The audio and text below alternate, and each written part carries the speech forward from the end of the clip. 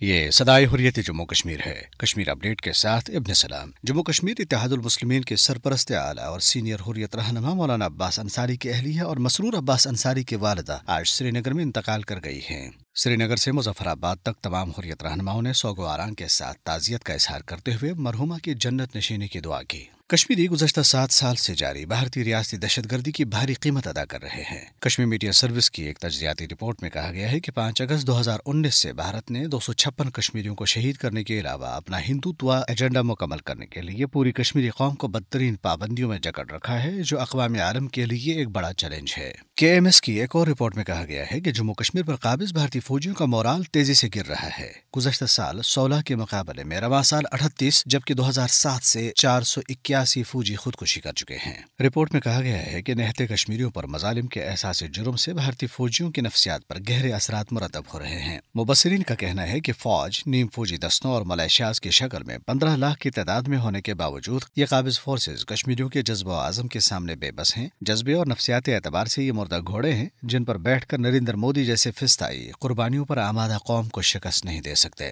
دریاسنا قابض فوجیوں نے ضلع پلوامہ کے علاقے پامپور میں متعدد افراد کو شدید تشدد کا نشانہ بنایا۔ ادھر قطر میں بیج بہاڑا سے تعلق رکھنے والا ایک کشمیری فیکٹری ورکر منیب احمد صوفی لاپتہ ہو گیا ہے۔ شبہ ظاہر کیا جا رہا ہے کہ اسے بھارتی خفیہ ایجنسی را نے اغوا کر لیا۔ اپڈیٹ ختم ہوا۔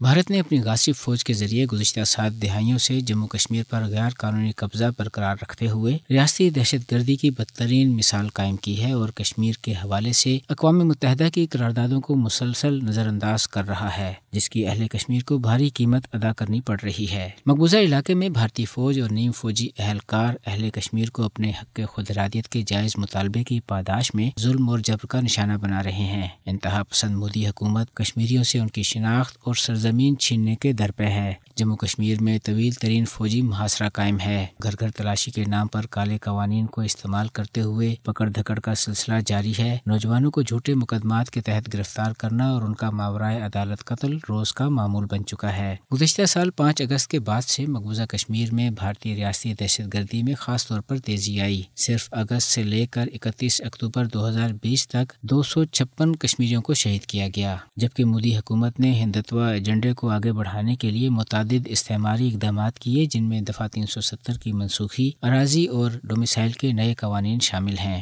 تاہم بھارت قتل و غارت گری، ظلم و ستم، جبری گمشدگیوں اور نظر بندیوں کے ان تمام اقدامات کے باوجود کشمیریوں کو غلام بنائے رکھنے کی کوششوں میں کبھی کامیاب نہیں ہو سکتا، کیونکہ یہ کشمیریوں کا عزم ہے کہ تمام تر قربانیوں اور بھارتی ریاستی دہشت گردی کے باوجود آزادی کے حصول تک اپنی مقدس جدوجہد کو جاری رکھا جائے گا۔